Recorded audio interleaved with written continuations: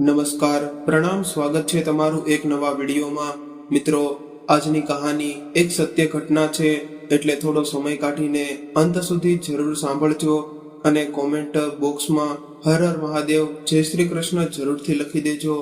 રાતના લગભગ 9:30 વાગ્યા હતા। ઘરમાં હળવી શાંતિ હતી। માત્ર રસોડામાંથી વાસણોનો ખડખડાટ સંભળાતો હતો। રમીલાજી પોતાના ઓરડામાં પલંગ પર સૂતા હતા। આંખો મીચેલી હતી, પણ ઊંઘ હજુ ઘણી દૂર હતી। દિવસભરની દોડધામ પછી હવે મન થોડું શાંત થયું હતું, પણ શરીર થાકી ગયું હતું। થોડી જ વારમાં કાજલ હાથમાં થાળી લઈને ઓરડામાં આવી। થાળી પર બદામ કેસરવાળું ગરમ દૂધ હતું। એક પહેલો મા માટે અને એક સંજય માટે। થાળીની સુંદરતા કરતાં પણ કાજલના ચહેરા પરનું હાસ્ય વધુ જીવંત લાગતું હતું। માજી, આ તમારા માટે બદામવાળું દૂધ લાવી છું, ઊંઘ સારી આવશે, તેમણે નમન અવાજે કહ્યું। રમીલાજીએ આંખો ખોલી અને હસ્યા। તું તો જાણે મારી દરેક જરૂર કહ્યા વગર જ સમજી લે છે। પાછળથી સંજય પણ ઓરડામાં આવ્યો। તેણે તરત થાળીમાંથી પોતાનો પ્યાલો લીધો અને બોલ્યો કે વાહ, કેવી સરસ સુગંધ છે। કાજલ, તું તો દિવસે ને દિવસે માં જેવી થતી જાય છે। કાજલે હસતા હસતા જવાબ આપ્યો કે સાસુમાને જોઈને જ તો બધું શીખી છું। રમીલાજીએ પ્યાલો હાથમાં લીધો।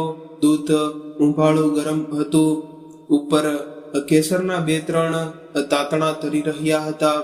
એક ઘૂંટડો વરતા જ તેઓ સહેજ અટક્યા। સ્વાદ આજે કંઈક જુદો લાગ્યો। ગળ્યું તો હતું, પણ કંઈક નવાઈ જેવું હતું। બહુ, તેમણે ધીમા અવાજે કહ્યું, આનો સ્વાદ આજે થોડો જુદો લાગે છે। સંજય તરત બોલ્યો કે માં, આ તમારું રોજનું, ક્યારેય વધુ ગળ્યું, ક્યારેય ઓછું ગળ્યું, ક્યારેય વધુ કેસર। હવે તમે ચૂપચાપ આખું દૂધ પી લ્યો, આજે તમારું કોઈ બહાનું નહીં ચાલે। કાજલ હસતા બોલી કે મેં કંઈક નવું અજમાવ્યું છે। માજી થોડા શેકેલા બદામ વાટીને નાખ્યા છે। આજે કદાચ એનો જ સ્વાદ જુદો લાગતો હોય, પણ ઊંઘ બહુ સરસ આવશે। રમીલાજી હસ્યા અને પછી ચૂપચાપ ધીમે ધીમે આખું દૂધ પૂરું કરી દીધું અને પ્યાલો બાજુના નાના બેન્ચ પર મૂક્યો કે તરત જ કાજલે નીચે નમીને પ્યાલો ઉપાડ્યો અને હળવા હાસ્ય સાથે બોલી, માજી, તમારા ઓશિકા પાસે પાણીનો લોટો પણ મૂકી દીધો છે અને તમારી દવા પણ તે પોતાની વાત પૂરી કરે તે પહેલા જ સંજય વચ્ચે બોલતા કહ્યું કે માને દવા હું આપી દઈશ। કાજલ, તું જઈને રસોડાનું કામ પતાવી લે। તેનો કહેવાનો ઢંગ ખૂબ જ સામાન્ય હતો, પણ તેમાં એક લાગણી અને જવાબદારી સાફ દેખાતી હતી। કાજલ એક પળ માટે ચૂપ થઈ ગઈ, પછી હસીને માથું હલાવ્યું। ઠીક છે, હું રસોડાનું કામ પતાવી લઉં છું। તે થાળી લઈને તે બહાર નીકળી ગઈ। ઓરડામાં હવે માત્ર સંજય અને તેની માં હતા। સંજય માં પાસે આવીને તેમના પગ પાસે બેસતા કહ્યું કે માં, કાજલ આજકાલ તારા માટે નવા નવા નુસ્ખા અજમાવી રહી છે। તું બસ આરામ કર, બાકી બધું અમે સંભાળી લઈશું। પછી તેણે ઓશિકા પાસે રાખેલી દવા ઉઠાડવી અને પ્રેમથી માની હથેળીમાં મૂકી દીધી। લો માં, દવા ખાઈ લ્યો અને પછી નિરાતે સૂઈ જજો, હું અહીં જ છું પાસે। રમીલાજીએ દીકરાની આંખોમાં જોયું, જેમાં તેમાં માત્ર પ્રેમ અને લાગણી હતી। તેમણે દવા લીધી, પાણી પીધું અને પછી ચૂપચાપ ઓશિકા પર માથું મૂકી દીધું। સંજય ઉઠીને ઓરડાની લાઈટ ઝાંખી કરી દીધી। બારીમાંથી આવતો ચાંદનો પ્રકાશ હવે થોડો વધુ સાફ દેખાતો હતો, પણ તે ચાંદની ઠંડકમાં પણ હવે કંઈક હળવી અશાંતિ પડી રહી હતી। કંઈક એવું જે શબ્દોમાં નહોતું, માત્ર અનુભવમાં હતું। અને પછી ક્યારે રમીલાજીને ઊંઘ આવી ગઈ ખબર જ ન પડી। તીવ્ર ઠંડીવાળી સવાર હતી। બારીમાંથી હળવું ધુમ્મસ અંદર આવી રહ્યું હતું અને આખા ઘરમાં ઠંડી હવાનો ભેજ ફેલાયેલો હતો। દિવાલ ઘડિયાળમાં કાંટા 7:30ની આસપાસ હતા જ્યારે રમીલાજીની ઊંઘ ઉડી। તેમના હાથ ઠંડીથી ઠૂંજવાઈ ગયા હતા, પણ ચહેરા પર એક અલગ જ તાજગી હતી. તેમણે ધીમે ધીમે રજાઈ હટાવી અને પગ જમીન પર મૂક્યા તો ઠંડી લાદીનો સ્પર્શ જાણે સીધું નસો સુધી પહોંચ્યો. તેમ છતાં તેમણે હસીને મનમાં કહ્યું કે કેમ નહીં દીકરા વહુ માટે આજે હું જ ચા બનાવી દઉં. તેમણે પોતાની ઊનની શાલ ઓઢી અને હળવા પગલે રસોડા તરફ ચાલ્યા. ઘર હજી એકદમ શાંત હતું. માત્ર દિવાલ ઘડિયાળની ટીક ટીક અને ક્યારેક દૂરથી આવતી કોઈ ગાડીનો અવાજ જ સાંભળતો હતો. રસોડામાં જઈને તેમણે ગેસ સળગાવ્યો અને પહેલા પાણી મૂક્યું. પછી આદુ અને ઇલાયચીની તૈયાર કરવા લાગ્યા. આદુ ખાંડતી વખતે તેમના હાથ ધ્રુજી રહ્યા હતા, પણ મનમાં અનોખી હૂંફ હતી.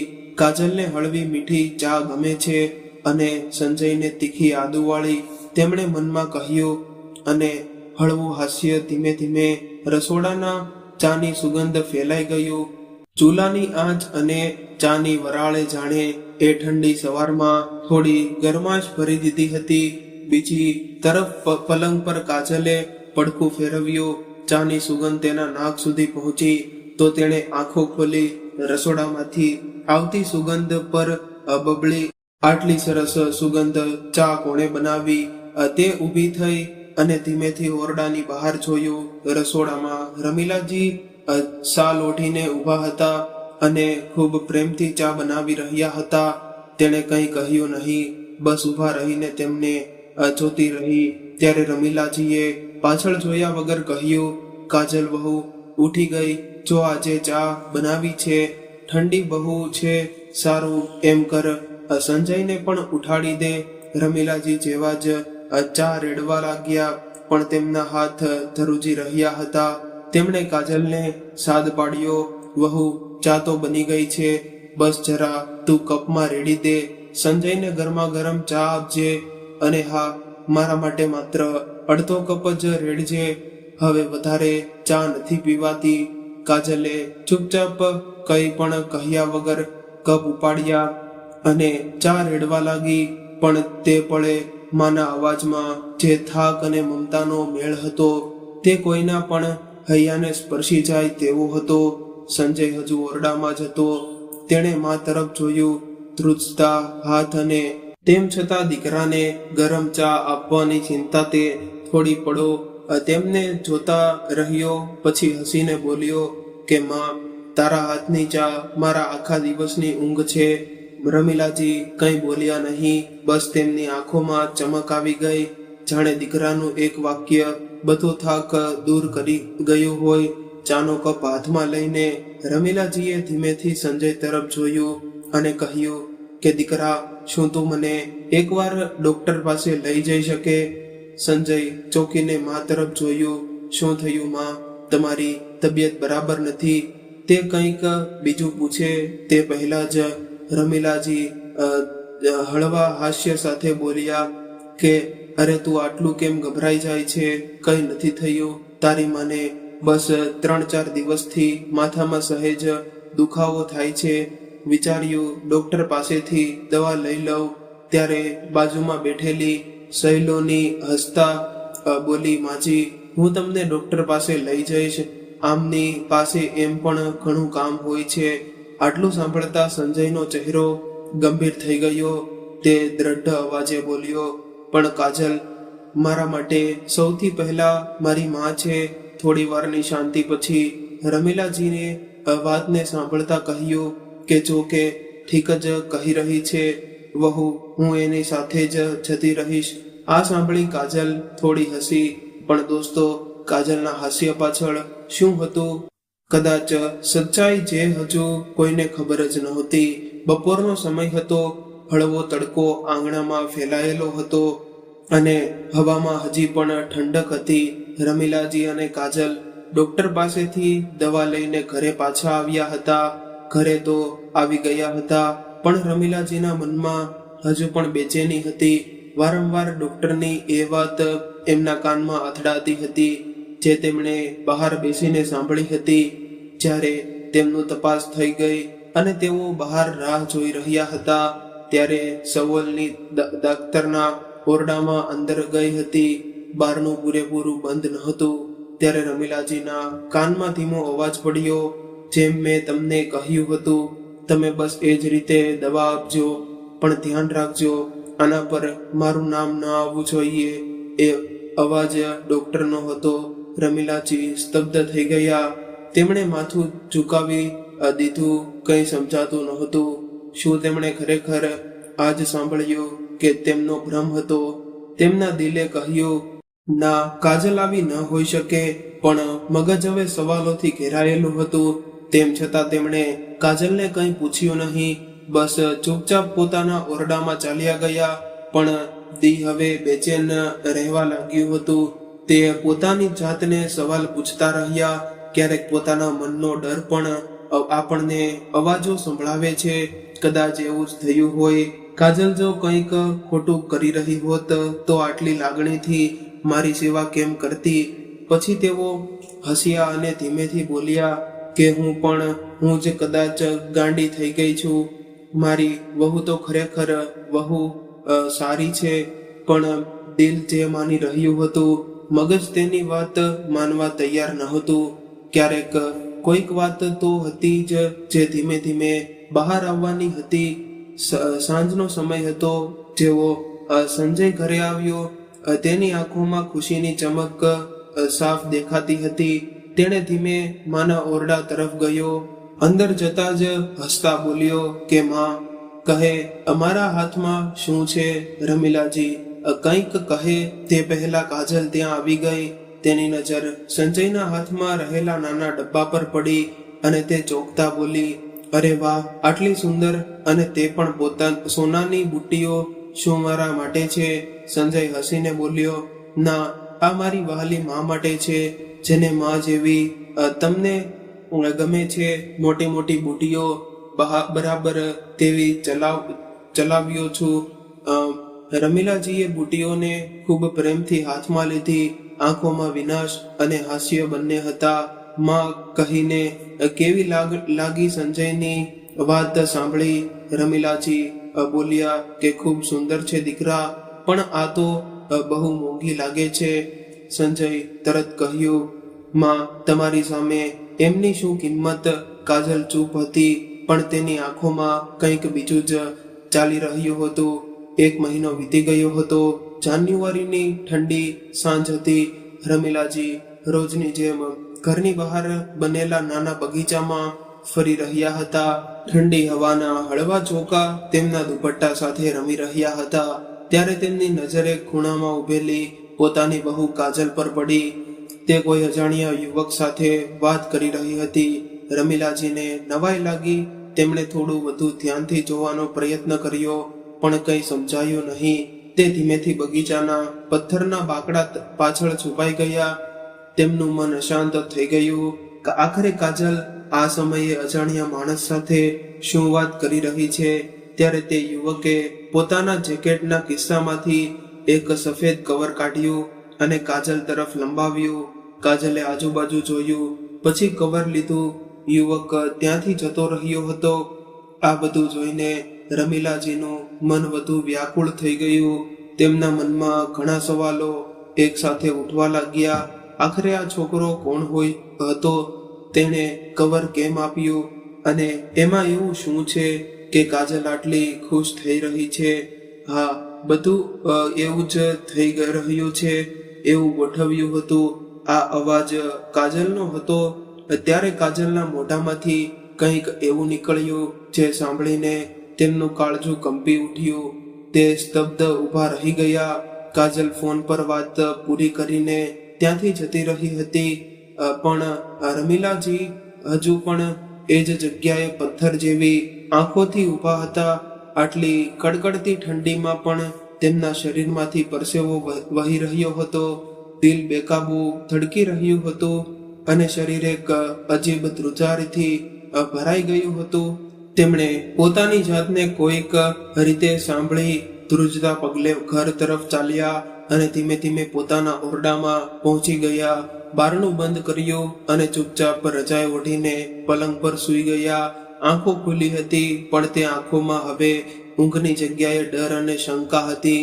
તેમણે કોઈને કંઈ કહ્યું નહીં, પોતાના દીકરા સંજયને પણ નહીં. કાજલ તે સમયે ઓરડામાં હતી અને કદાચ તેને જરાય ખ્યાલ નહોતો કે તેની સાસુ રમીલાજીએ તેની બધી વાતો સાંભળી લીધી હતી.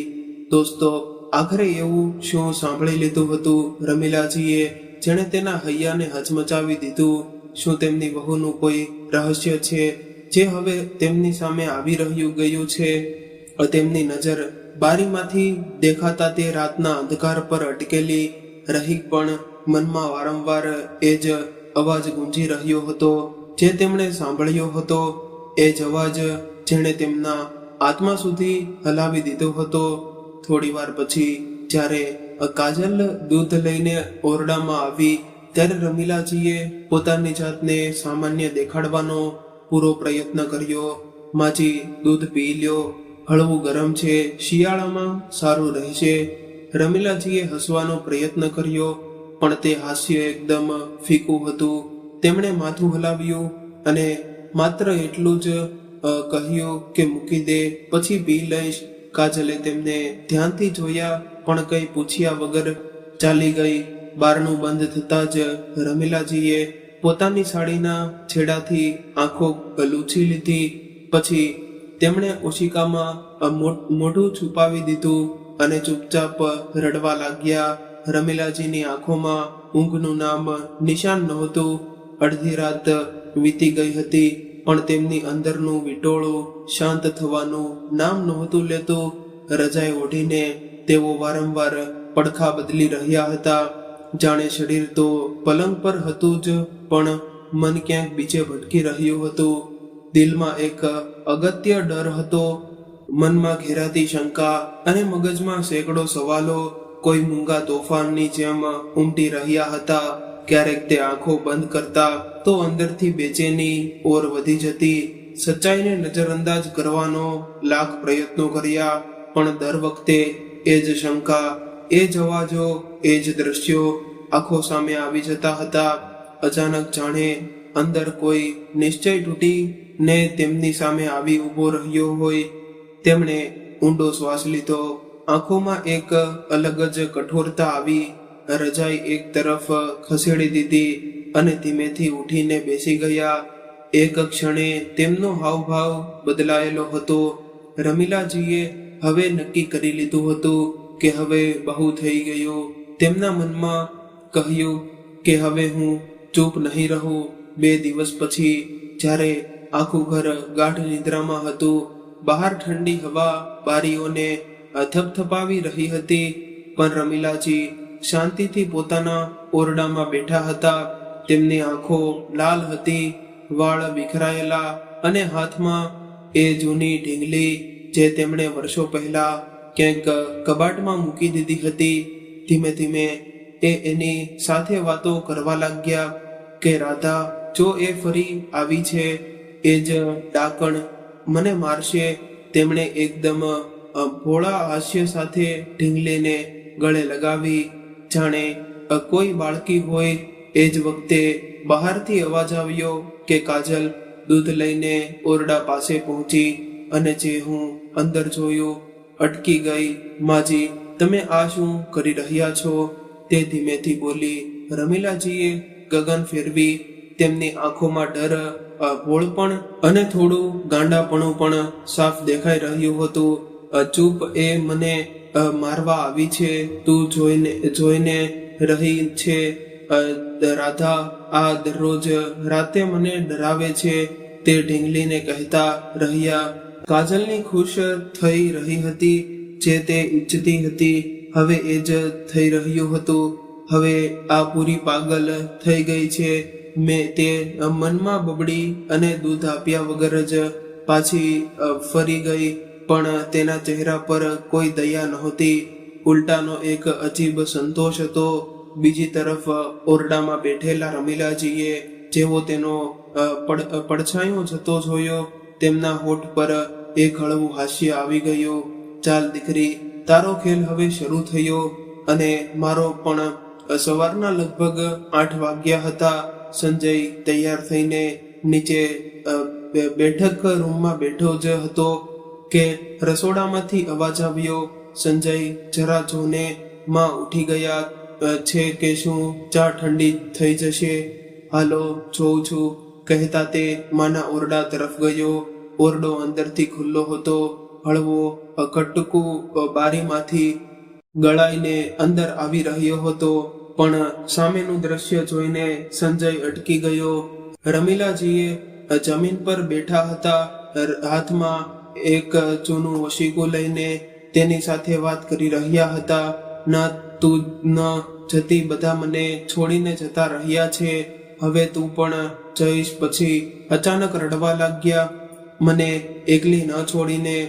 સંજય ગભરાઈ ગયો. માં શું કરો છો તમે? રમીલાજીએ ઉપર જોયું પણ તેમની આંખોમાં અજીબ સુનકાર હતો, જાણે ઓળખતા જ ન હોય.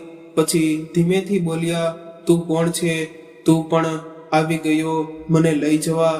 ના, મને ન લઈ જા માં. સંજય તેમની પાસે ઝૂક્યો. માં, શું થયું છે તમને? હું છું સંજય, તમારો દીકરો. રમીલાજી તેમની તરફ તાકી રહ્યા. પછી એક ઝાટકામાં મોટું ફેરવી લીધું. ના, તું નથી મારો દીકરો. મને બહુ પ્રેમ કરે છે. તું ન હોઈ શકે. સંજયના ચહેરાનો રંગ ઉડી ગયો અને પોતાની માને ઉઠાવીને પલંગ પર બેસાડવા લાગ્યો. ત્યારે પાછળથી કાજલ આવી ગઈ, હાથમાં ચાની થાળી લઈને. શું થયું? તેને બનાવટી ચિંતા બતાવતા પૂછ્યું. સંજય ઈશારાથી ચૂપ રહેવા કહ્યું. કંઈક ગડબડ લાગે છે માં, મને ઓળખી નથી રહ્યા. કાજલે નજરો ઝુકાવી લીધી. અંદર ને અંદર એનું હાસ્ય છુપાવી શકાતું નહોતું. મનમાં વિચાર્યું, અસર શરૂ થઈ ગઈ છે. સંજય માને રજાઈ ઉપાડીને બહાર આવ્યો અને સોફા પર બેસી ગયો. માથા પર હાથ રાખીને વિચારવા લાગ્યો. થોડી વાર પછી કાજલ તેની પાસે આવીને બેસી ગઈ અને ધીમેથી તેનો ધબ્બો સ્પર્શતા બોલી, સંજય તું મજામાં છે? સંજય ઊંડો શ્વાસ લીધો અને કહ્યું, મને સમજાતું નથી. માની હાલત દિવસે ને દિવસે કેમ બગડતી જાય છે. પહેલા તે બસ ચૂપ રહેતા હતા, હવે આ બડબડાટ, ચીસો, આ બધું. કાજલે હળવું માથું ઝુકાવ્યું. અવાજમાં સાહુનું બુદ્ધિ ભેળવતા બોલી, મેં તો પહેલા જ કહ્યું હતું, જ્યારથી ડોક્ટરે એ દવા આપી છે ત્યારથી તેમની તબિયત વધુ બગડી છે. કદાચ એ દવાઓની કોઈ આડઅસર થઈ રહી છે. સંજય ચોંક્યો. દવાઓ પણ? એ તો તે જ અભાવી હતી ને ડોક્ટર પાસેથી. કાજલે તરત વાત કાપી. હા, પણ મેં તો ડોક્ટરની સલાહ પણ લીધી હતી. આમ પણ તું જાણે છે હું તો માની ભલાઈ જીવું છું. અને પછી જ્યારે સંજયે પોતાની માને દવાખાને લઈ જવાની વાત કરી તો કાજલે તેને રોકતા કહ્યું કે ના સંજય, એવું ન કર. જો આપણે માજીને લઈને ગયા તો તે તેમને દવાખાનામાં દાખલ કરી દેશે. પછી લોકો વાતો કરશે કે માજી પાગલ થઈ ગયા છે અને આ બધું આપણી આબરૂની વિરુદ્ધ થશે. સંજયે થોડીવાર માટે વિચાર્યું અને પછી માની હાલત જોઈને ચિંતાતુર થઈ ગયો. પણ કાજલ, આપણે કંઈક તો કરવું જોઈએ. માની તબિયત દિવસે ને દિવસે ખરાબ થતી જાય છે. કાજલે તેને શાંત પાડતા કહ્યું, તું જરાય ચિંતા ન કર, બધું ઠીક થઈ જશે. આપણે બધું સંભાળી લઈશું. અત્યારે આપણે માને ઘરે જ આરામ કરવા દઈશું અને પછી જો જરૂર પડશે તો આપણે તેમને દવાખાને લઈ જઈશું. સંજય કાજલની વાતો માની લીધી, પણ તેના મનમાં હજી પણ ચિંતા અને ગથડામણ હતી. તે પોતાની મા પાસે બેસી ગયો અને તેમના પગ દબાવવા લાગ્યો. સંજય થોડીવાર ચૂપ રહ્યો. તેના ચહેરા પર મૂંઝવણ સ્પષ્ટ હતી, પણ તેને એ વાતનો ખ્યાલ નહોતો કે તેની પત્નીના ચહેરા પર જે ભોળ પણ હતું તેની પાછળ કેટલું ઝેર છુપાયેલું છે. તેની મા તેની આ હાલત જોઈ મનમાં બોલ્યા, મને ખબર છે દીકરા, તને કેટલી પીડા થઈ રહી છે. પોતાની માને આ હાલતમાં જોઈને પણ, દીકરા હમણાં હું તને કંઈ કહી શકતી નથી. બીજા દિવસે સવારે બારણા પર ટકોરા પડ્યા. કાજલે જેવું બારણું ખોલ્યું, સામે પોતાની માસી સાસુ ગીતાજીને જોઈને ચોંકી ગઈ. પણ પછી પોતાની જાતને સંભાળતા હસીને બોલી, અરે માસીજી, તમે આમ અચાનક સમાચાર તો આપવા હતા, હું તમને લેવા આવી જાત. ગીતાજીએ હસીને કહ્યું, જો પહેલા કહી દીધું હોત તો તને આશ્ચર્ય કેવી રીતે આપત બધું. અને આ રમીલા દેખાતી નથી? અરે હા, હું તો ભૂલી ગઈ, એ તો મંદિરે ગયા હશે. કઈ પણ કહે વહુ તારી સાસુમાં હજી પણ કેટલી હિંમત છે, આટલી ઠંડીમાં પણ સવાર સવારમાં મંદિરે જાય છે, મારાથી તો ન થાય. કાજલ કંઈક કહે તે પહેલા જ ગીતાજી બોલી પડ્યા, ચાલ હવે ગરમા ગરમ ચા બનાવી દે વહુ, ત્યાં સુધી હું તૈયાર થઈ લઉં. ત્યારે સંજય પણ ત્યાં આવી ગયો અને પોતાની માસીને જોઈને ખુશ થતા તેમની પાસે આવ્યો. ઝૂકીને તેમના પગ સ્પર્શતા બોલ્યો, માસી કેમ છો? તમને અચાનક અહીં જોઈને મને બહુ ખુશી થઈ. આમ પણ મને તમારી બહુ યાદ આવતી હતી. ગીતાજી હસતા બોલ્યા, ઓહો, યાદ આવતી હતી તો ફોન જ કરી લેત. સંજય હજી કંઈક બીજું કહે ત્યારે અંદરથી રમીલાજીની તીખી ચીસ સંભળાય, ના, મને ન મારો. તેમનો અવાજ એટલો તીવ્ર હતો કે સંજય દોડતો માના ઓરડા તરફ ગયો અને પાછળ ગીતાજી અને કાજલ પણ દોડ્યા. જેવા ગીતાજી ઓરડામાં પહોંચ્યા, પોતાની બહેનની હાલત જોઈને દંગ રહી ગયા. પલંગ પર બેઠેલા રમીલાજી ધ્રુજી રહ્યા હતા, આંખોમાં ડર અને ચહેરા પર પરસેવો. ગીતાજી એક ક્ષણ માટે જાણે પથ્થરના થઈ ગયા. ગીતાજી દોડીને રમીલાજી પાસે પહોંચ્યા. તેમણે ઝૂકીને પોતાની બહેનનો ચહેરો પકડ્યો અને બોલ્યા, દીદી, આ તને શું થઈ ગયું છે? કોનાથી ડરી રહી છે? હું છું તારી બહેન ગીતા, મારી તરફ જો. રમીલાજીનો ચહેરો ધ્રુજી રહ્યો હતો, જાણે કોઈ ભયાનક સપનામાંથી હમણાં જ જાગ્યા હોય. એ એકી ટસે સંજયને જોઈ રહ્યા હતા અને તેમના હોઠમાંથી બસ એક ફડાટ નીકળ્યો, અને ત્યાં ન મોકલીશું. હું પાગલ નથી. ગીતાજીએ ચોંકીને સંજય તરફ જૂનું સંજય, આ શું કહી રહી છે તારી માં? અને આ બધું ક્યારથી ચાલી રહ્યું છે? સંજય નજરો ઝુકાવી લીધી, પછી ધીમા અવાજે બોલ્યો કે થોડા દિવસોથી મારી માની હાલત આવી થતી જાય છે. માસી ક્યારેક અચાનક ચીઝ પાડી દે છે, ક્યારેક રડવા લાગે છે. હું ડૉક્ટરને બતાવતા માંગતો હતો પણ કાજલે તરત વાત કાપી. પણ માસી, અમે ક્યાં લઈ જઈએ? જો ક્યાંક દાખલ કરી દીધા તો શું સમાજ નહીં કહે કે માં પાગલ થઈ ગયા? ગીતાજીની આંખો થોડી પળો માટે કાજલ તરફ ટકી ગઈ, પણ ગીતાજીના મનમાં પણ કંઈક બીજું જ હતું. તેમણે રમીલાજી તરફ જોયું, પછી તેમના માથા પર હાથ ફેરવતા બોલ્યા, તું ચિંતા ન કરી દીદી, હવે હું આવી ગઈ છું ને બધું ઠીક થઈ જશે. પણ તેમના ચહેરા પર ચિંતાની રેખાઓ ઊંડી થતી જતી હતી. ગીતાજીએ ધીમે ધીમે રમીલાજીના માથા પર પ્રેમથી હાથ ફેરવતા કહ્યું, દીદી, હવે હું અહીં જ રહીશ જ્યાં સુધી તું પૂરી રીતે સાજી ન થઈ જા. હું ક્યાંય નહીં જાઉં.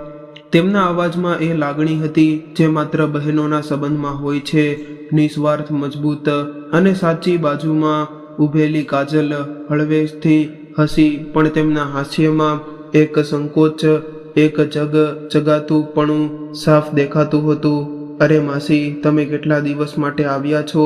મેં તો વિચાર્યું હતું 2-4 દિવસ બસ. ગીતાજીએ તેની આંખોમાં જોતા હળવા હાસ્ય સાથે જવાબ આપ્યો, ના વહુ, જ્યાં સુધી મારી બહેનની તબિયત ઠીક નથી થઈ જતી હું અહીં જ રહીશ. આમ પણ હવે તેને સારી સંભાળની જરૂર છે, અને આ સાંભળ મારાથી વધુ સાર કોઈ ન રાખી શકે. તું મારી ચિંતા ન કર, હું મારી બહેન પાસે જ રહીશ. તેની સાથે આ બધું સાંભળીને બાજુમાં ઊભેલો સંજય, જે માની હાલતને લઈને મનોમન ભાંગી રહ્યો હતો, એક ઊંડો શ્વાસ લઈને બોલ્યો, માસી, તમે સાચું કહી રહ્યા છો ને? તમે અહીં જ રહેશો? હવે જ્યારે તમે છો તો મને બહુ નિરાશ થઈ છે. હું માને આમ નથી જોઈ શકતો, પણ હવે લાગે છે કે બધું ઠીક થઈ જશે. કાજલે હસતા કહ્યું, ચોક્કસ માસી, તમે છો તો અમને પણ શાંતિ રહે છે. ગીતાજીએ સંજયના ખભા પર હાથ મૂક્યો. દીકરા, તારે તારી માની ચિંતા કરવાની હવે કોઈ જરૂર નથી. હું છું ને, હવે બધું ઠીક થઈ જશે. સંજય ભાવુક થઈને ગીતાજીના હાથ પકડી લીધા અને એક પળ માટે તેની આંખો ભીની થઈ ગઈ. રમીલાજીએ ઊંઘ આવી ગઈ હતી. ગીતાજીએ પ્રેમથી બહેન તરફ જોયું અને પછી ધીમા અવાજે બોલ્યા કે ચાલો દીદી, સૂઈ ગયા છે, હવે તેમને આરામ કરવા દો. પછી તેમણે બાજુમાં ઊભેલા સંજય તરફ જોયું અને હસતા કહ્યું, અને તું કહે છે કે આજે તારે ઓફિસ નથી જવાનું, શું? આ પછી ગીતાજીએ એક નજર કાજલ તરફ નાખી, જે ચૂપચાપ એક ખૂણામાં ઊભી હતી. ચહેરા પર હળવી નારાજગી છુપાવતા ગીતાજી હળવા કટાક્ષથી હસ્યા અને બહુ, તું હજી સુધી અહીં જ છે તો ચા પણ સાથે લઈને આવી જાત, કે હજી સુધી ઊંઘ નથી ઉડી તારી? કાજલે બળજબરીથી હસવાનો પ્રયત્ન કર્યો, પણ ગીતાજીની વાતોમાં જે ધાર હતી તે સાફ અનુભવતી હતી. રાતનો સમય હતો. ઘરમાં બધા લોકો જમવાના ટેબલ પર બેસીને જમી રહ્યા હતા. સાદું વાતાવરણ હતું, પણ એક કથક્ત તકદીલી હજુ પણ હવામાં હતી. ગીતાજી રમીલાજીને પ્રેમથી જમાડી રહ્યા હતા અને સંજય વારંવાર પોતાની મા તરફ જોઈ રહ્યો હતો, જાણે ખાતરી કરવા માંગતો હોય કે મા ખરેખર સ્વસ્થ છે. એ જ સમયે કાજલે પોતાના હાસ્યને મોટી ચાલાકીથી ઢાંકતા કહ્યું કે માસીજી, એક વાત પૂછું, તમને બીક નથી લાગતી માજીના આ ગાંડાપણાથી? એક પળ માટે ટેબલ પર શાંતિ છવાઈ ગઈ. સંજય પોતાની થાળી છોડી દીધી અને ગુસ્સામાં કાજલ તરફ જોયું. કાજલ, આ તું શું બોલી રહી છે? મારી માં સ્વસ્થ છે, બસ ક્યારેક એમને કંઈ યાદ નથી રહેતું. અને હા, મારી માં પાગલ નથી. સંજયના અવાજમાં તેમની મા માટે અપાર આદર અને ગુસ્સો બંને હતા. ગીતાજીએ પણ કડક અવાજ અપનાવતા કહ્યું, બહુ, આજે તો આ વાત મોઢામાંથી નીકળી ગઈ, પણ આગળથી ભૂલથી પણ મારી બહેનને પાગલ ન કહેતી. કાજલનો ચહેરો અચાનક ફિક્કો પડી ગયો. તે ડરી ગયેલી દેખાવા લાગી, પણ મનમાં એની ચાલાકી હસી રહી હતી. પોતાના મનમાં તે વિચારતા હળવેથી હસી, પાગલ નથી તો થઈ ગઈ જશે. દવા ધીમે ધીમે અસર તો કરી રહી છે. જમવાના ટેબલ પર બધાએ જેમ તેમ જમ્યું તો ખરું, પણ એ રાત બધાના મનમાં કોઈને કોઈ મૂંગી ઉથલ પાથલ જરૂર ચાલી રહી હતી. પછી સંજય પોતાની માને તેમના ઓરડામાં લઈ ગયો અને તેમને સારી રીતે ઢાબડું ઓઢાડીને સુવડાવી દીધા અને થોડીવાર પોતાની ગીતા માસી પાસે વાત કરીને સૂવા લાગ્યો હતો. અને ગીતાજી પણ પોતાની બહેનના ઓરડામાં સૂવા માટે ચાલ્યા ગયા. બારણું ધીમેથી બંધ કર્યું અને પોતાની બહેન પાસે જઈને બેસી ગયા. રમીલાજીએ આંખો ખોલી અને પછી બંને બહેનોની આંખોમાં એક સરખી સમગ હતી. રમીલાજી ધીમેથી આંખો ખોલી અને બંનેની નજરો એકબીજા પર મળી. ગીતાજીએ ખૂબ પ્રેમથી કહ્યું, દીદી, બધું એવું જ થઈ રહ્યું છે જેવું તે વિચાર્યું હતું. હવે આગળ શું?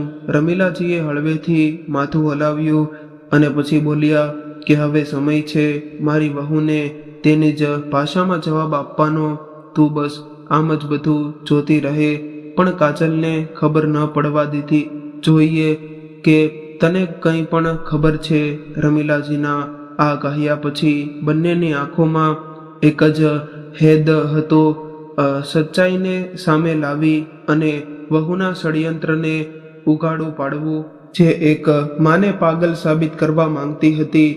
આ દરમિયાન રમીલાજીને એ જૂનો પ્રસંગ યાદ આવી ગયો, જ્યારે તેમણે નિર્ણય લીધો હતો અને ફોન કર્યો હતો, ગીતા, તું અહીં મારી પાસે આવી જા. ગીતાએ કહ્યું, શું થયું દીદી, બધું બરાબર તો છે ને? રમીલાજીએ ઊંડો શ્વાસ લીધો અને કહ્યું, કંઈ બરાબર નથી અહીં, અને જો તે મોડું કર્યું તો પોતાની બહેનને ગુમાવી દઈશ. અને હા, આ વાત કોઈને ન કહેતી, સંજયને પણ નહીં. એ આમ પણ બહુ પ્રેમ કરે છે, અને જો તેને કંઈ પણ ખબર પડી તો તે ખબર નહીં શું કરી બેસશે. પછી રમીલાજીએ ધીમેથી ગીતાજીને પૂછ્યું, શું તું ક્યારથી કોઈ છુપા કેમેરાથી ગોઠવણ કરી શકે છે? આ સાંભળીને ગીતાજીએ કહ્યું કે હા, હું લઈને આવી જઈશ, તું ચિંતા ન કર. હજી આ બધી વાતો રમીલાજી વિચારી રહ્યા હતા કે ત્યારે ગીતાજીએ કહ્યું, દીદી કહે ને હવે આગળ આપણે શું કરવાનું છે? રમીલાજીએ ગીતાજી તરફ જોયું અને ધીમેથી કહ્યું, બસ તું કાલે કોઈ પણ રીતે મને મંદિરે લઈ ચાલ, ત્યાં જ હું તને બધું કહીશ અને આપણે જે કરવાનું છે. સવારનો હળવો તડકો બારીમાંથી ઓરડામાં આવી રહ્યો હતો. કાજલ હમણાં છૂટી હતી, આંખો હજી પણ અડધી ખુલ્લી હતી. ત્યારે તેની નજર પડી. ગીતાજી 2 કપ ચા થાળીમાં લઈને રમીલાજીના ઓરડા તરફ જઈ રહ્યા હતા. કાજલે થોડી નવાઈ સાથે પૂછ્યું, માસીજી શું તમે ચા બનાવી? ગીતાજી હસતા બોલ્યા, વહુ જો તારે પણ ચા પીવી હોય તો રસોડામાં તપેલીમાં રાખી છે, લઈ લે અને સંજયને પણ આપી દેજે. અમને તો જરા ઉતાવળ હતી, તારી માજીને દવા પહેલા ચા જોતી હતી. કાજલ થોડી ખચખચાઈ અને માસીજી તમે તકલીફ કેમ લીધી? હું બનાવી દેત ને. ત્યારે પાછળથી સંજયનો અવાજ આવ્યો. તે હસતો આવ્યો અને મજાકના સૂરમાં બોલ્યો, કાજલ તને શું ખબર મારી માસીની બનાવેલી ચામાં શું જાદુ છે? જે પણ પીવે છે બસ એનો ચાહક થઈ જાય છે. ગીતાજીએ હસતા તેના ગાલ પર હળવી ટપલી મારી. ઓહો, હવે બસ કર, તું ચાલ પોતાની ચા લઈને આવી જા.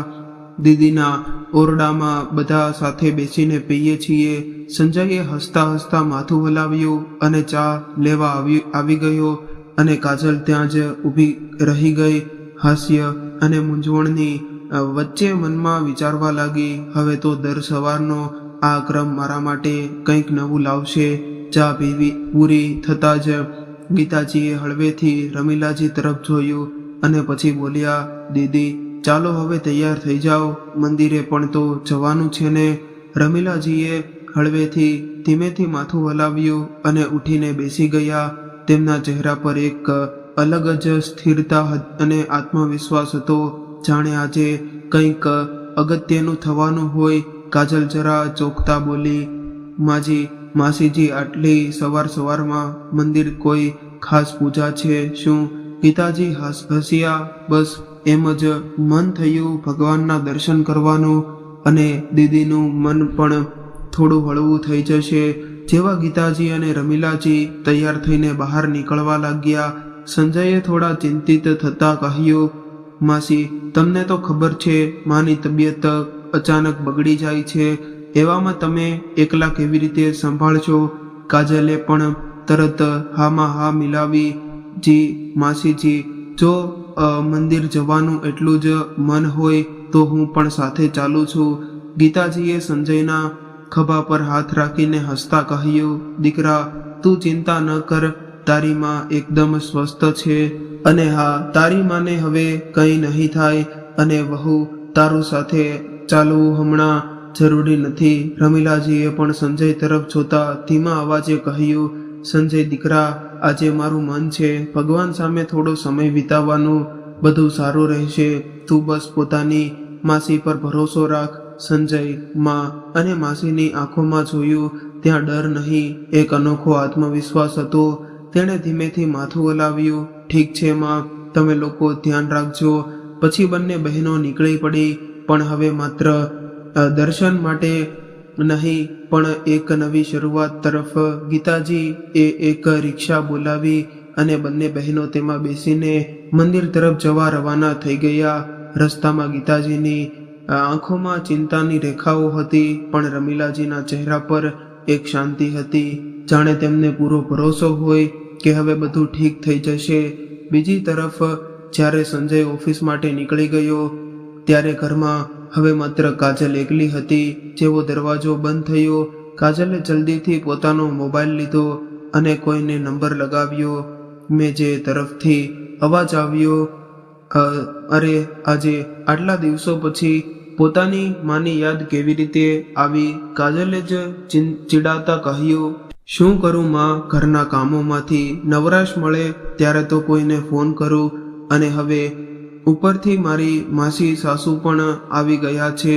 બધું બરાબર ચાલી રહ્યું હતું, ખબર નહીં ક્યાંથી અચાનક આવી પહોંચ્યા. તેની આ વાત સાંભળતા જ બીજી તરફથી તેની માં ઉર્મિલાજીનો અવાજ થોડો કડક થયો. દીકરી જોજે, તું કહી રહી છે એ બરાબર નથી. આખરે સાસુ પણ તો માં જોવે છે. માં, કાજલે બરાબર બૂમ પાડતા કહ્યું, જુઓ હવે તમે ફરીથી એ જ શરૂ ન કરતા. આ જ કારણ છે કે હું તમારી સાથે વધુ વાત નથી કરતી. તમે હંમેશા તેમની તરફદારી કરો છો. ઉર્મિલાજીએ શાંત થઈને ફરી સમજાવવાનો પ્રયત્ન કર્યો, પણ દીકરી, તું જે કરી રહી છે તેનું પરિણામ સારું નહીં આવે. સંજય તને એટલો પ્રેમ કરે છે અને તું છે કે તેની માને જ પાગલ બનાવવા પાછળ પડી છે. હવે ઉર્મિલાજી કંઈક બીજું બોલતે તે પહેલા જ કાજલે ગુસ્સામાં ફોન કાપી નાખ્યો અને ઝડપી ચાલે રસોડા તરફ ગઈ. તેના ચહેરા પર હળવી ચીડ અને બેચેની હતી, પણ તેની આંખોમાં હજુ પણ ચાલાકીની ચમક સાફ દેખાતી હતી. બીજી તરફ મંદિરે પહોંચીને રમીલાજી અને ગીતાજીએ સૌથી પહેલા ભગવાનના દર્શન કર્યા. શાંત વાતાવરણ, તડકાની હળવી સુગંધ અને ઘંટડીઓના મધુર અવાજે બંનેના મનને એક અલગ જ શાંતિ આપી.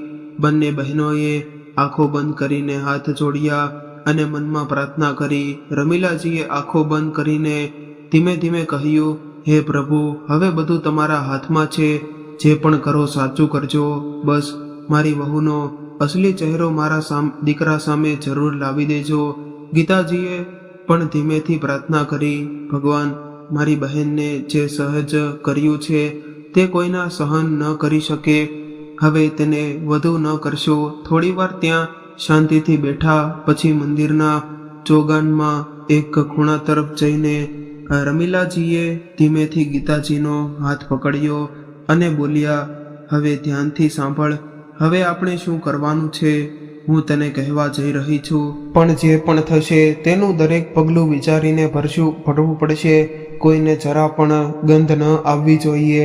હા દીદી, તું બસ કહે, હવે હું તારી સાથે છું. જે પણ કરવાનું છે કરીશું, પણ હવે તારી ચૂપકીદી અને આંસુ મારાથી વધુ નથી જોવાતા. ગીતાજીની આંખોમાં દૃઢતા હતી અને અવાજમાં આત્મીયતા હતા. અને રમીલાજીએ થોડું ઝૂકીને ધીમા અવાજે પૂછ્યું, ગીતા, એ કહ્યું કે મેં તને જે કહ્યું હતું એ છૂપો કેમેરો તું લઈ આવી છે? ગીતાજીએ તરત પોતાના થેલા તરફ ઇશારો કર્યો અને હસતા બોલ્યા, હા દીદી, હું લાવી છું. મારા પુત્ર પાસેથી મંગાવ્યો છે. ખૂબ જ નાનો અને ખાસ કેમેરો છે.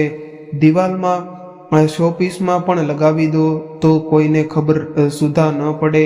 અને રમીલાજીના ચહેરા પર હવે એક હળવું હાસ્ય હતું, જાણે કોઈ લડાઈની તૈયારી પૂરી થઈ ગઈ હોય. ખૂબ સારું કર્યું તે, ગીતા. હવે બસ તેને સાચી જગ્યાએ લગાવવાનો છે અને પછી જુઓ કેવી રીતે સચ્ચાઈ સામે આવે છે. એ મને પાગલ સાબિત કરવાનો જે પ્રયત્ન કરી રહી છે, હવે પોતાની જાતને નહીં બચાવી શકે. રમીલાજીની વાત સાંભળીને ગીતાજી થોડી વાર ચૂપ રહ્યા. પછી તેમના ચહેરા પર સવાલોના ઓછાયા ઉભરી આવ્યા. પણ દીદી, એક વાત તો કહે, તને કેવી રીતે ખબર પડશે કે તને પાગલ બનાવવાનું ષડયંત્ર રચી રહી છે? રમીલાજીનો ચહેરો પળભરમાં ઉતરી ગયો. આંખો એકદમ શૂન્યમાં તાકવા લાગી, જાણે કોઈ ખૂબ ભયાનક દ્રશ્ય ફરીથી મનમાં પાછું આવ્યું હોય. રમીલાજી પછી ધીમેથી બોલ્યા, ગીતા, તે દિવસે હું બગીચામાં એકલી બેઠી હતી, ખૂબ પરેશાન હતી. ત્યારે મેં કાજલને કોઈની સાથે ફોન પર વાત કરી રહી હતી, પણ તેને ખબર નહોતી કે મેં તેની એ બધી વાતો સાંભળી લીધી હતી. તેના શબ્દો, ગીતા, તેના એ શબ્દો આજે પણ મારા કાનમાં ગુંજે છે. ગીતાજી કંઈક બોલે તે પહેલા જ રમીલાજીએ દૃઢતા અવાજે કહ્યું, તે કહી રહી હતી, શું હજી 1 મહિનો વધુ લાગશે મારી સાસુને પાગલ થવામાં? હું તો તેમને રોજ દવા અને દૂધ સમયસર આપી રહી છું, પછી અસર આટલી મોડી કેમ થઈ રહી છે? કોઈ એવી દવા નથી શું જેનાથી આ જલ્દી પોતાનું ભાન ગુમાવી બેસે?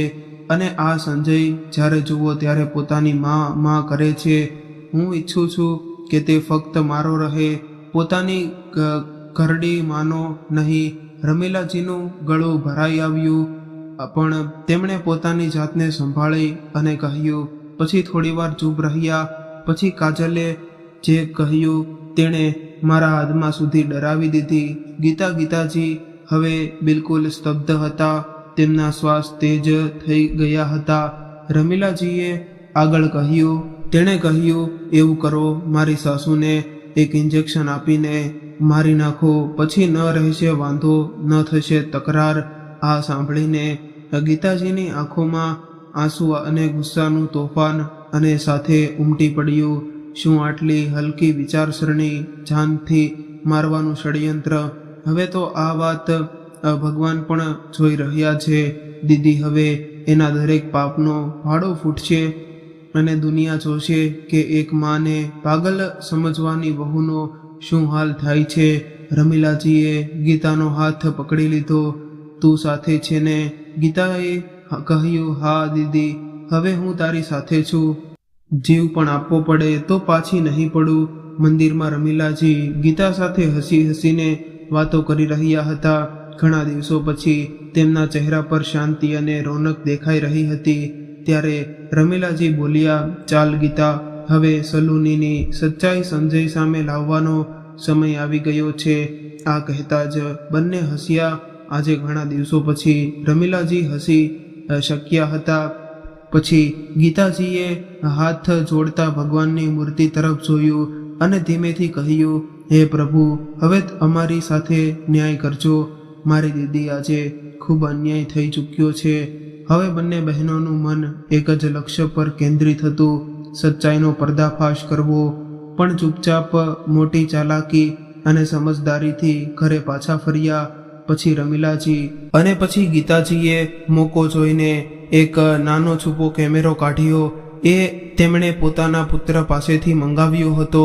સૌથી પહેલા તેણે રમીલાજીના ઓરડામાં એક કેમેરો ફિટ એ જ જગ્યાએ લગાવ્યો જ્યાંથી આખો ઓરડો સ્પષ્ટ દેખાઈ શકે. પછી તેમણે એક બીજો કેમેરો રસોડામાં લગાવ્યો જ્યાં કાજલ અવારનવાર તેમની દવાઓ અને દૂધની ગોઠવણ કરતી હતી. બધું ખૂબ સંભાળીને અને ચૂપચાપ થયું. કોઈને સહેજ પણ ખબર ન પડી. બીજા જ દિવસે એક એવો મોકો આવ્યો જેની તેમણે રાહ જોઈ હતી. આજે રમીલાજી અને ગીતાજી પોતાના ઓરડામાં હતા અને સંજય ઓફિસ જતો રહ્યો હતો. ત્યારે કાજલની માં ઉર્મિલાજીનો ફોન આવ્યો. કાજલ રસોડામાં દૂધમાં કંઈક ભેળવી રહી હતી. તેણે ફોન ઉપાડ્યો અને એ પૂરી વાતચીત રસોડામાં લાગેલા કેમેરામાં રેકોર્ડ થઈ ગઈ. કાજલ ગુસ્સામાં બોલી, માં, તમે ફરી ફોન કરી લીધો. ઘરના કામોમાંથી ફુરસદ મળે ત્યારે કોઈ વાત કરું. ઉપરથી હવે આ માસી સાસુ પણ ખબર નહીં ક્યારે જશે. અહીંથી ઉર્મિલાજી થોડા નરમ અવાજે બોલ્યા, દીકરી, જે તું કરી રહી છે તે બરાબર નથી. આખરે સાસુ પણ તો માં જેવી હોય છે. કાજલ ગુસ્સામાં બોલી કે માં, હવે તમે શરૂ ન થઈ જતા. આ જ કારણ છે કે હું તમારી સાથે વધુ વાત નથી કરતી. અને હા, જે હું કરી રહી છું તે મારા ભલા માટે છે. અને રહી વાત તમારા લાડલા જમાઈની, તો તેને તો આગળ પાછળ પોતાની માં જ દેખાય છે. આ વાતચીત પૂરી રીતે રેકોર્ડ થઈ ગઈ હતી, પણ કાજલ આ વાતથી અજાણ હતી. અને ત્યાં જ્યારે રમીલાજીની આંખો ભીની થઈ ગઈ, પણ આ વખતે ડર નહીં. હવે ખૂબ જલ્દી તેમની પાસે પુરાવા હશે અને હવે સચ્ચાઈને છુપાવવી શક્ય નથી. દોસ્તો, શું હવે કાજલનું સત્ય સંજય સામે આવી શકશે કે પછી કોઈ નવો વળાંક આવવાનો છે? ઘરનું વાતાવરણ એકદમ શાંત હતું. ગીતાજી સંજય સાથે બજાર ગયા હતા અને કાજલને લાગ્યું કે સારો મોકો છે જ્યારે તે પોતાની સાસુ સાથે બે વાતો કરી શકે છે, અથવા એમ કહીને કે પોતાનું અસલી રૂપ ફરી બતાવી શકે છે. રમીલાજી પોતાના પલંગ પર સૂતા હતા, જાણે તેમને કંઈક અણસાર હોય કે તોફાન આવવાનું છે. ત્યારે બારણું ખુલ્યું અને કાજલ ચાની થાળી લઈને અંદર આવી, લો માજી, તમારા માટે ચા લાવી છું. કાજલે હસતા કહ્યું, પણ તેના હાસ્યમાં એક અજીબ ચાલાકી દેખાતી હતી. રમીલાજીએ જેવી તેની આંખોમાં જોયું, તેમણે અહેસાસ થઈ ગયો કે આ જ મોકો છે. તેમણે તરત પોતાની યોજના મુજબ ફરીથી ખેંચ આપવાનું નાટક શરૂ કરી દીધું. તેમના હાથ પગ ધ્રુજવા લાગ્યા, આંખો ઉપર ચડી જવા લાગી અને મોઢામાંથી સ્પષ્ટ શબ્દો નીકળવા લાગ્યા. કાજલ પહેલા તો થોડી બળો તેમને જોતી રહી, પછી જેવો તેને વિશ્વાસ થઈ ગયો કે સાસુને ફરીથી ખેંચ આવી છે, તે અચાનક બદલાઈ ગઈ. તેણે રમીલાજીને જોયા પણ જોરથી હસતા બોલી કે જોયું, મારી પહેલી દવાનો અસર હવે દેખાવા લાગ્યો. હવે દિવસ દૂર નથી જ્યારે આ ઘરમાં મારો અને મારા હુકમ ચાલશે. તે રમીલાની ખૂબ જ નજીક આવીને ધીમેથી બોલી, મારા દીકરાને તો હું મારી આંગળીઓ પર નચાવીશ. અત્યાર સુધી તો તે માની માળા જપતો હતો, હવે જોજે ફક્ત અને ફક્ત પોતાની પત્નીની માળા જપશે. એટલું કહીને તે જોરથી હસી અને પછી તેણે કંઈક એવું કર્યું જેને જોઈને કોઈનું પણ ફાંસળું કંપી જાય. કાજલે પોતાની સાસુને પગથી જોરથી ધક્કો માર્યો, જેનાથી રમીલાજી પલંગ પરથી નીચે પડી ગયા. ચાલ પાગલ, ક્યાંથી કહીને તે જોરથી બારણું ખોલીને ઓરડામાંથી નીકળી ગઈ, જાણે તેને કોઈ ડર જ ન હોય. ઓરડામાં હવે ફરીથી શાંતિ છવાઈ ગઈ. રમીલાજીએ થોડી વાર પછી ધીમે ધીમે ઉઠતા ચારે તરફ જોયું. તેમના શ્વાસ તેજ ચાલી રહ્યા હતા, પણ તેમની આંખોમાં આંસુ સાથે એક નિરાત પણ હતી. તેમણે ચૂપચાપ જઈને નાનો છૂપો કેમેરો બંધ કર્યો અને સાવચેતીથી તેને એક કપડામાં લપેટીને કબાટમાં છુપાવી દીધો. હવે તેમની પાસે પુરાવો હતો, કાજલની અસલિયતનો, તેના ષડયંત્રનો, તેના ઈરાદાઓનો. હવે એ દિવસ દૂર ન હતો જ્યારે બધાની સામે આ વહુનો અસલી ચહેરો ઉગાડી પડવાનો હતો. જેવા સંજય અને ગીતાજી બજારથી પાછા ફર્યા, બારણું ખોલતા જ તેમને કાજલના જોર જોરથી રડવાનો અવાજ સંભળાયો. સંજય, કાજલ દોડતી આવી અને રડતા રડતા તેના ગળે વળગી પડી. મને હવે આ ઘરમાં નથી રહેવું. આજે તો તમારી માએ મારું ગળું જે દબાવી દીધું હતું, બહુ મુશ્કેલીથી હું મારો જીવ બચાવીને નીકળી છું. સંજય એકદમ સ્તબ્ધ થઈ ગયો. શું માએ તારું ગળું દબાવ્યું? તેણે તરત પોતાની મા તરફ જોયું, જે હજુ પણ ચૂપચાપ પોતાના ઓરડામાં બારણા પાસે બેઠા હતા. ગીતાજીને વિશ્વાસ ન આવ્યો કે કાજલ આટલો મોટો આરોપ લગાવી જ રહી છે. જુઓ, કાજલે પોતાની ગરદન દબાવતા કહ્યું, આ લાલ નિશાન જુઓ અને શું પુરાવો જોઈએ તમને? હવે બહુ થયું સંજય, હવે સમય આવી ગયો છે કે તમે તમારી માને ગાંડાના દવાખાને મોકલી દો, એ પહેલા કે તે કોઈની જાન લઈ લે. સંજય એકદમ ગુસ્સામાં આવી ગયો. તેણે પોતાની આંખોમાં ગુસ્સો અને મૂંઝવણ બંને સાથે કહ્યું, તું ભાનમાં તો છે? કાજલનું વાહિયત વાતો કરે છે. માં, હું ક્યારેય ન કરી શકે. ગીતાજી ગુસ્સાથી દરસતા કાજલ તરફ વધ્યા અને બોલ્યા, તને શરમ આવવી જોઈએ કાજલ, આ હું ષડયંત્ર. આવી હલકી હરકતો પણ કાજલ પણ ક્યાં અટકવાની હતી. તે પાછી ફરીને બોલી, માસીજી, તમે અમારા ઘરના મામલામાં દખલ ન આપો તો સારું રહેશે. ત્યારે રમીલાજીએ તરત અત્યાર સુધી શાંત હતા પૂરી તાકાતથી આગળ વધ્યા અને એક જોરદાર તમાચો કાજલના ગાલ પર મારી દીધો. ચૂપ, ખબરદાર, મારી બહેન વિશે એક પણ શબ્દ કહ્યો હતો. બહુ સાંભળી લીધું તારું નાટક. કાજલ સ્તબ્ધ થઈ ગઈ. તેને વિશ્વાસ જ નહોતો કે તેની સાસુએ તેને તમાચો માર્યો છે. તેના ચહેરા પર ડર અને આઘાત બંને સાફ દેખાઈ રહ્યા હતા. ત્યાં ઊભેલા સંજય જેવી પોતાની માને આ રૂપમાં જોયા, પૂરી રીતે ભાનમાં, કડક અને આત્મવિશ્વાસથી ભરેલા. તેની આંખોમાંથી આંસુ નીકળી પડ્યા. તે દોડીને પોતાની મા પાસે ગયો અને ધ્રુજતા અવાજે બોલ્યો કે માં, તમે તો બિલકુલ સ્વસ્થ છો, પણ કાજલ કંઈક કહી રહી હતી કે તમે પાગલ થઈ ગયા છો. રમીલાજીએ તેની તરફ જોયું, પછી ભરાયેલા અવાજે બોલ્યા કે સાચું કહ્યું એણે, પાગલ બનાવવામાં તો કોઈ કસર છોડી જ નહોતી. તેણે બસ એનું ચાલત તો આજે મારી માં કોઈ ગાંડાના દવાખાનાની સળિયા પાછળ હોત. કાજલ હવે રડવા લાગી. તમે શું બોલી રહ્યા છો? એવું કંઈ નથી. સંજય હવે હતપ્રભ હતો. તેને પોતાના કાન પર વિશ્વાસ નહોતો થઈ રહ્યો. માં, તમે આ બધું શું બોલી રહ્યા છો? રમીલાજીએ સંજય તરફ જોયું અને ધીમા પણ દ્રઢ અવાજે બોલ્યા, સંજય, હવે સમય આવી ગયો છે કે તું પોતાની આંખોથી બધું જુએ. આ છે સચ્ચાઈ જે તું અત્યાર સુધી નહોતો જોઈ શક્યો. તેમણે પોતાના ઓરડામાં છુપાયેલા છુપા કેમેરામાંથી કાઢેલું મેમરી કાર્ડ પોતાની મુઠ્ઠીમાં બહાર કાઢીને સંજયની હથેળી પર મૂકી દીધું. ત્યાં ગીતાજી પણ તરત રસોડા તરફ વળ્યા અને ત્યાં છુપાયેલા બીજા કેમેરાનું મેમરી કાર્ડ પણ કાઢી લાવ્યા.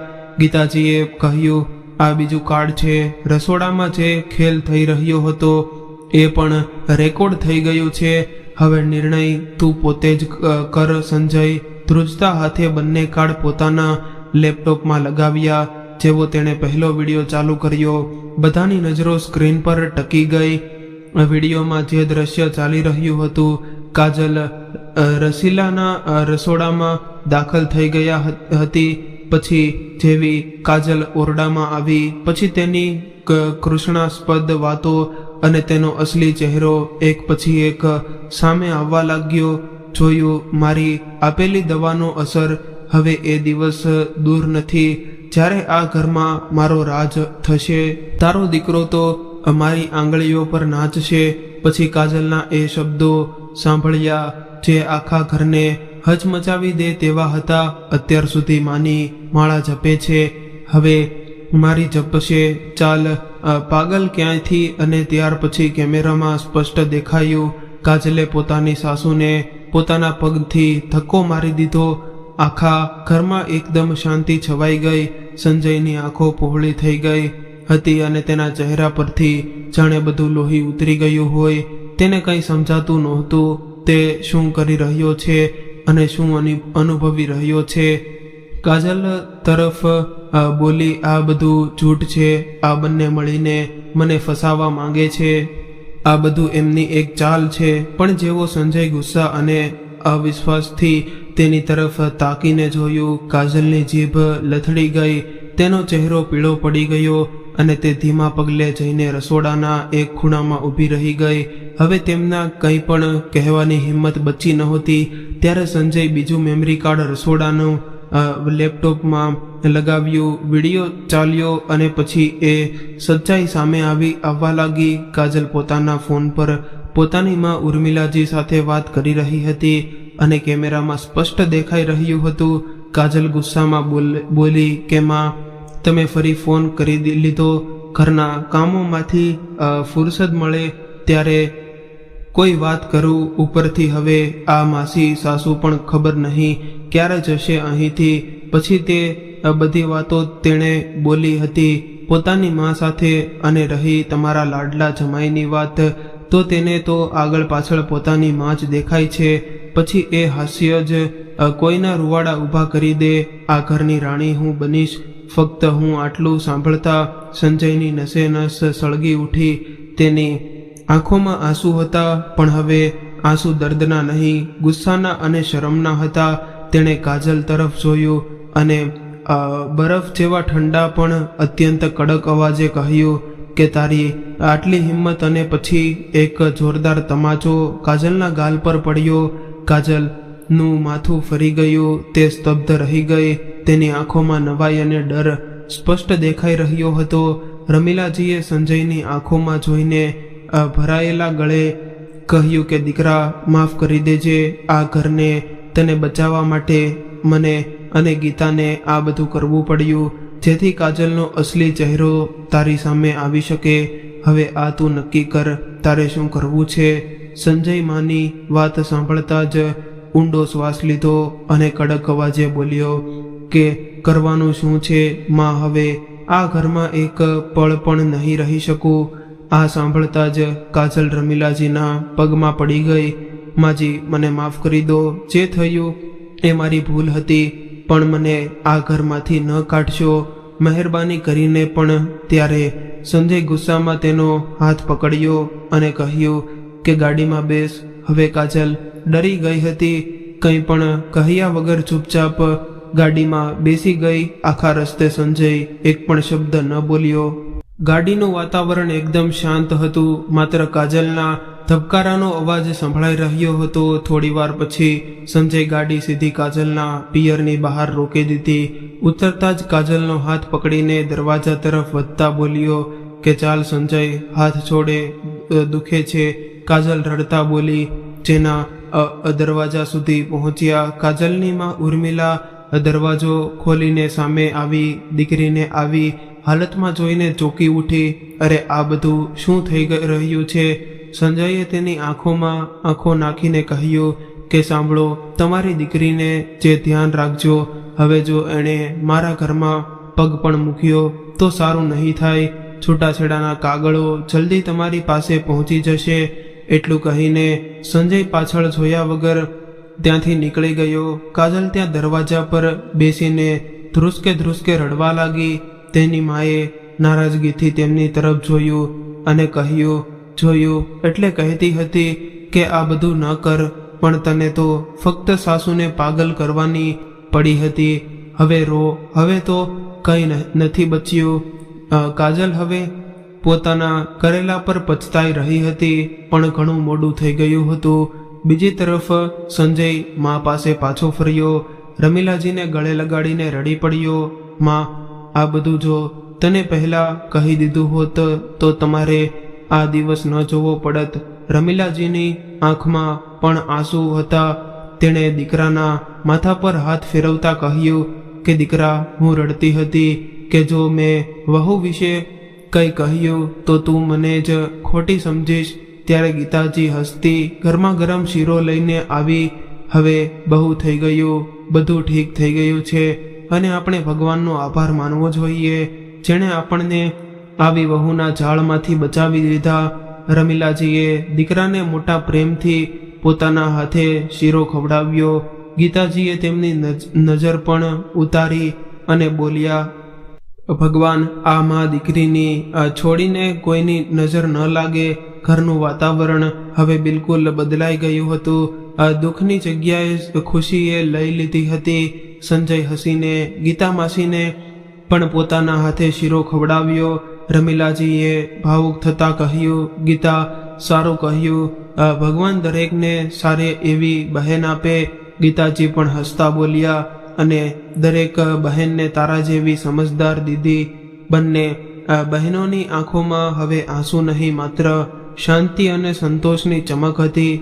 મિત્રો, આ વાર્તા એક ખૂબ ઊંડી સચ્ચાઈને ઉજાગર કરે છે. લાલચ માણસને આંધળો બનાવી દે છે. કાજલે પોતાના સ્વાર્થને લાલચમાં આવીને પોતાની સાસુને પાગલ સાબિત કરવાનું ષડયંત્ર રચ્યું, જેથી ઘર પર માત્ર તેનો હુકમ ચલાવે અને તેનો પતિ માત્ર તેનો જ બની રહે. પણ આ લાલચે તેને આંધળી કરી દીધી અને તેણે એ જ વિચાર્યું કે જે સંબંધોને મિટાવવાનો પ્રયત્ન કરી રહ્યું છે એ જ એની અસલી મૂડી છે. પોતાના સ્વાર્થમાંથી એ પણ ભૂલી ગઈ કે પ્રેમ, આદર અને લાગણી ધાક ધમકીથી નથી મળતા, તે તો પોતાના કર્મો અને સાચા દિલથી કમાવા પડે છે. કાજલે લાલચમાં બધું ગુમાવી દીધું, પોતાનું ઘર, પોતાના સંબંધો અને એ આબરૂ જે એક વહુને આખા ઘરમાં મળે છે. આ વાર્તા આપણને શીખવે છે કે લાલચ ભલે નાની હોય કે મોટી, તેનું પરિણામ હંમેશા ખરાબ હોય છે. મિત્રો, આ સાથે આપણી કહાની અહીંયા પૂર્ણ થાય છે. જો તમને અમારી આ કહાની પસંદ આવી હોય તો ચેનલને જરૂર